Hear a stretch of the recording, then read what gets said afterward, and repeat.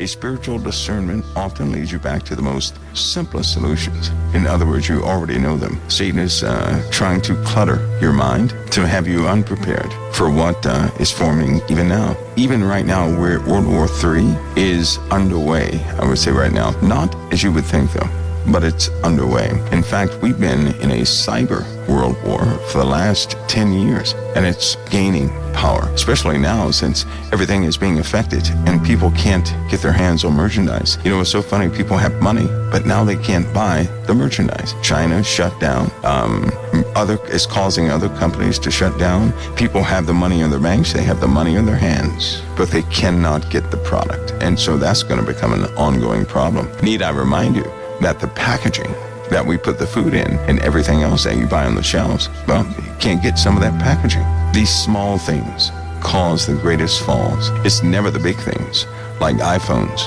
right? People are complaining about their iPhones. What they're forgetting about are those small things, like salt and pepper shakers, like the packaging that all this stuff goes into, the plastics that are manufactured, shipped over from China. They go into some of these factories that package, they have contracts to package things. Sure, they have robots and everything else, but they cannot package. They're out of plastics.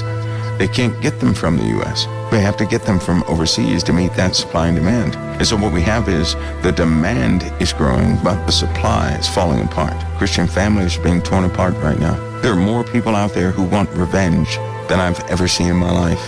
And that's one of the spirits that is always in the earth, accompanied by lust. But they're in the earth doing what they do. This spirit of vengeance, the spirit of greed for power, and this lust for authority and everything else, that is Mammon. Mammon is an ancient name, but it encompasses everything they do in Vegas. And we have to be careful that same spirit does not guide us. All of this is preparation to start walking free. The Lord is coming. The time is being sped up. It really is. You do not have as long as you think.